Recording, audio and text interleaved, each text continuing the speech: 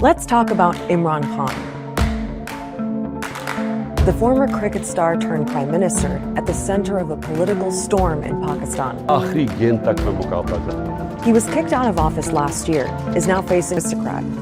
But he was also getting into charity work and raised money to open a cancer hospital in Lahore in memory of his late mother. Here's a cricketer, a public icon, trying to provide free cancer care in a country where this was not accessible for most people. And that then translated into a conversation he had about the role of corruption, improving governance, and then his entry into politics. In 1996, Imran Khan launched his own political party, Pakistan Atock, which means Movement for Justice.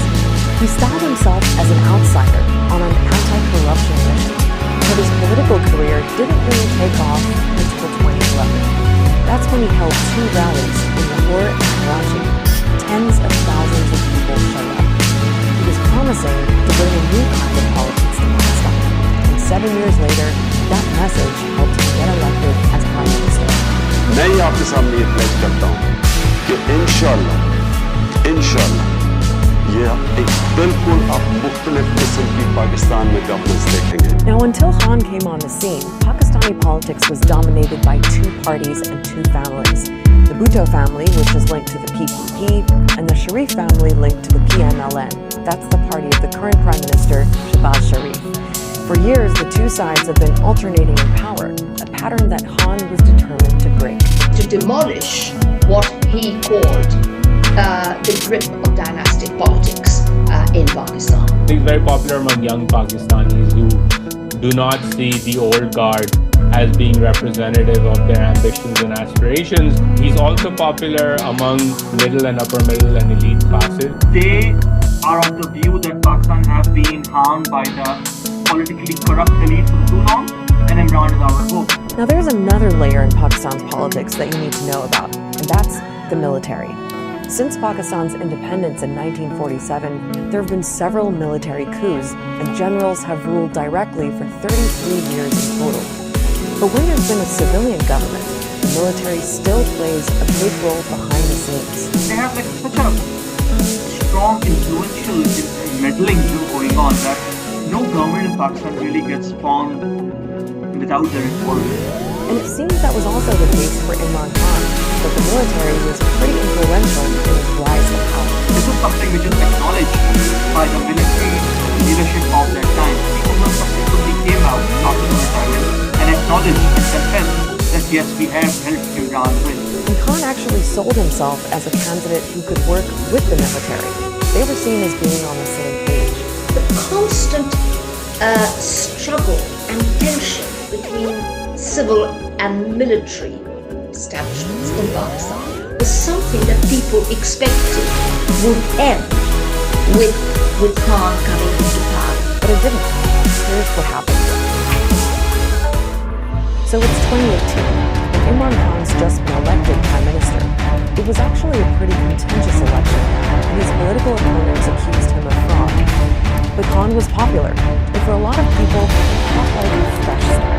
Remember, his big thing was tackling corruption, something he said was the root of most of Pakistan's problems. So he went on a massive anti-corruption run. Many politicians and government officials were arrested. Khan's supporters approved, but his critics said it was one-sided, and that he was only targeting his political opponents, and Khan denies that. Another criticism is that Khan's approach created a kind of vindictive, divisive political atmosphere. He made compromise a bad word. You were all in with Khan or you were anti-Khan for whatever reason. That was the conversation. Khan brought with him an extremely divisive, some would say hateful style of politics. Much of that reflected in the language that he used, haranguing his opponents and accusing them of being thieves and crooks. हम जिससे मुखालफत कभी नहीं करेंगे वो लोग हैं जो उन्हें पाकिस्तान की बात का पैसा चोरी करके मुझे मारने के गए. Now, the economy was a big issue when Khan was prime minister. He inherited a lot of problems, including a major debt crisis, and he had to deal with COVID too.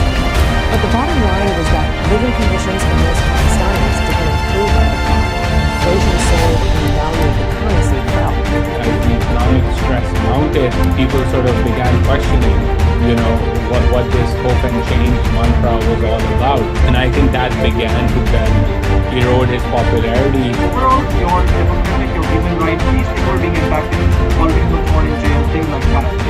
But economy was also being impacted. And along with these things, Imran's relationship with the military also started. Well, it's hard to know exactly how Khan's relationship with the military broke down because this is behind-the-scenes kind of stuff. But strains developed after a couple of years with Khan as prime minister. It seems the military wasn't happy about the way things were looking. The economy was in bad shape, and on foreign policy, Khan seemed to be going his own way with a more anti-Western approach. There was a reported disagreement too over the intelligence stream. He was supposed to leave his job after 3 years as president of foreign policy, but Khan wanted him to stay. Kind of a straw that if you not broke the camel's back, it really made things a bit terrible from that time. It's always been a merit of equal.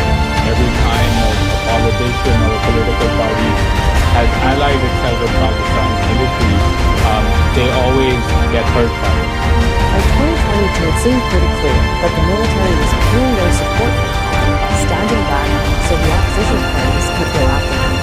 Those parties held a no confidence vote in Parliament and lost, and Shabazz Sharif replaced him as prime minister. So what's happened since then? Well, Imran Khan's been fighting back against what he says is a conspiracy to remove him from power. He used to claim when he was being ousted or close to it that there was an American conspiracy. Within a few months, Khan's tune had changed. It has moved from a conspiracy hatched abroad to a conspiracy hatched at home.